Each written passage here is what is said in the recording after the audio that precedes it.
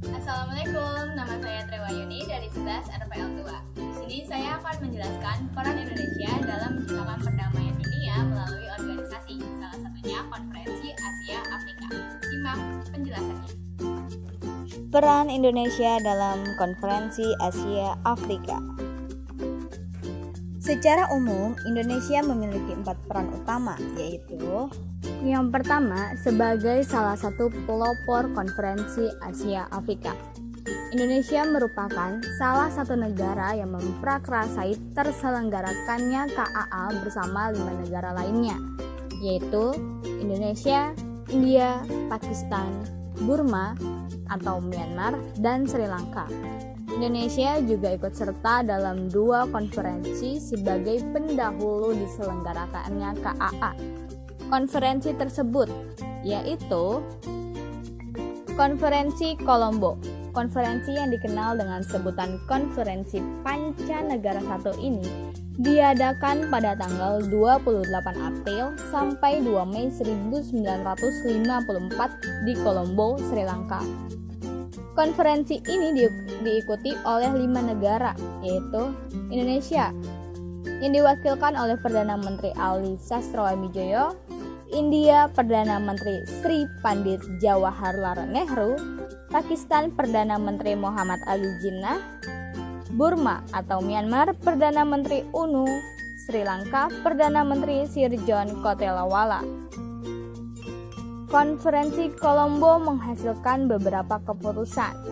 Yang pertama, negara-negara yang berada di kawasan Indochina dan Asia Afrika harus memperoleh kemerdekaan.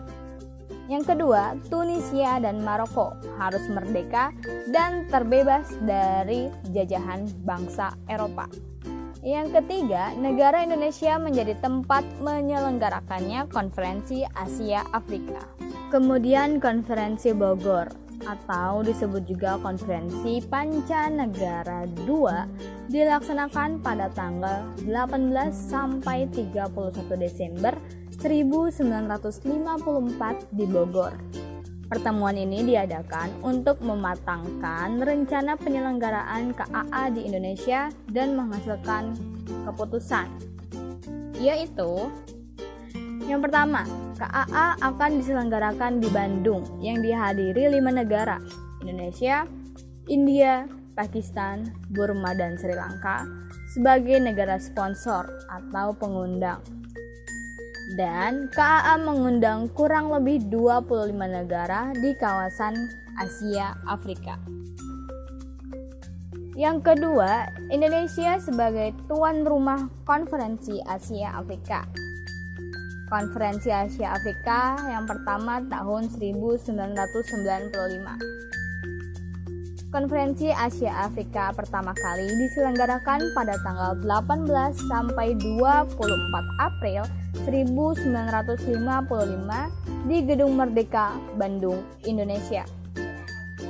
KAA pertama ini menghasilkan Dasar-Sila Bandung yang berisi menghormati hak-hak dasar manusia, menghormati kedaulatan negara lain, mengakui persamaan ras, tidak melakukan intervensi kepada negara lain, menghormati hak tiap-tiap negara untuk mempertahankan diri, tidak menggunakan pertahanan kolektif dengan negara besar untuk menekan negara lain, tidak melakukan tindakan atau ancaman agresi, menyelesaikan semua masalah dunia dengan perundingan atau penyelesaian secara hukum yang berlaku internasional, memajukan kerjasama di segala bidang untuk kepentingan bersama. Negara Asia Afrika menghormati hukum-hukum dan kewajiban internasional. Konferensi Asia Afrika tahun 2005. Konferensi Asia Afrika ini diadakan di Jakarta pada tanggal 19 sampai 23 April 2005 dan di Bandung pada tanggal 24 April 2005. Pertemuan ini menghasilkan komitmen baru, yaitu Nawasila yang menjadi penyempurna dari Dasar-Sila. Kemudian, Konferensi Asia Afrika pada tahun 2015. KAA ini diselenggarakan di Jakarta pada 19 sampai 23 April 2015 dan di Bandung pada 24 April 2015. Konferensi ini dihadiri sebanyak 89 kepala negara di kawasan Asia Afrika, 17 negara pengamat, 20 organisasi internasional, serta 1.426 perwakilan media lokal dan asing. Pada pertemuan kali ini, KAA mengusung tema Promoting South-South Cooperation for World Peace and Prosperity atau mempromosikan kerjasama Selatan-Selatan bagi perdamaian dan kesejahteraan dunia. KAA ini menghasilkan 3 dokumen, yaitu Bandung Message atau Pesan Bandung, Deklarasi Neo-ASEAN African Strategic Partnership, NAASP atau Kemitraan Strategis Baru Asia Afrika, dan Deklarasi Kemerdekaan Negara Palestina. Yang ketiga, sebagai panitia Konferensi Asia Afrika. Tokoh-tokoh Indonesia yang menjadi panitia Konferensi Asia Afrika yaitu yang pertama ada Sanusi Harjadinata, Gubernur Jawa Barat, sebagai Ketua Panitia Penyelenggara KAA. Perdana Menteri Ali Sastroamidjojo sebagai Ketua Konferensi Asia Afrika.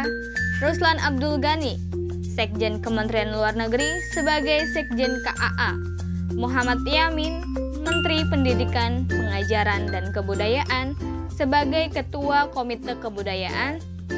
Profesor Insinyur Roseno sebagai Ketua Komite Ekonomi, dan Presiden Insinyur Soekarno yang memberikan sambutan kepada pembukaan Konferensi Asia Afrika. Dan yang keempat, sebagai pendiri Museum Konferensi Asia Afrika. Indonesia memiliki Museum Konferensi Asia Afrika yang dibangun di Gedung Merdeka, Bandung, Indonesia. Pembangunan museum ini digagas dalam pertemuan rapat panitia peringatan 25 tahun Konferensi Asia Afrika tahun 1980 untuk mengabadikan Konferensi Asia Afrika. Sebagai perencana dan pelaksana teknis dilakukan oleh PT Desenta Bandung. Kemudian pada tanggal 24 April 1980, Museum Konferensi Asia Afrika diresmikan oleh Presiden Soeharto. Itulah penjelasan peran Indonesia dalam Konferensi Asia Afrika. Demikian, semoga bermanfaat. Terima kasih.